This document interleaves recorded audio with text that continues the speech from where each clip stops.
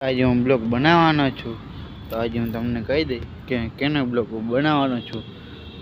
Like કરી દેજો, share કરી દેજો, ફોલો કરી દેજો, સબસ્ક્રાઈબ કરી દેજો. આમાં કાંઈક જરીક વાંધો પડે છે બોલવાનું.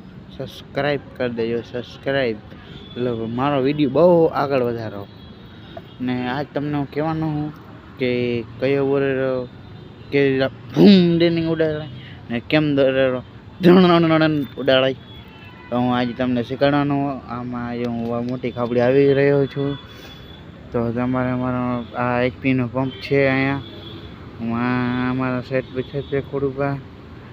તો મારે અત્યારે નાઇટ કરવાની છે, હું કામે ચડી ગયો છું. તો હજી 7 વાગ્યા નથી આવી, તો હું 7 વાગે કામે ચડી જઈશ. ને ઢૂંઢું તેણે હું આ છે જૂનો બોરેરો. તેણે હું આ છે મૂતેણી. તેણે હું ઓલો છે નવો પીકો. તેણે હું ઓલો છે પિકઅપ બોરેરો. તેણે હું આવી રીતે છે. તો તમારે મોટું જવું હોય તો તમને દેખાડી દો કેવું છે.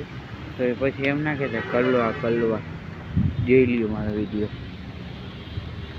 કેમ લુંગી બુંગી ને બધું છે, ઘડિયાળ જોયું ને એમ યાર સાગોબડો હોય છે યાર.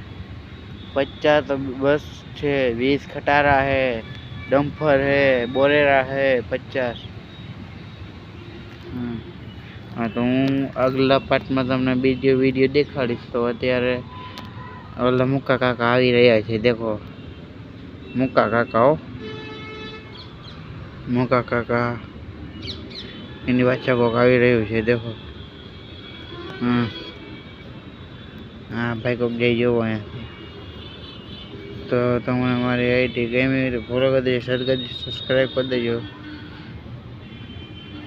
આ છે નવો મહેન્દ્ર બોરેરો.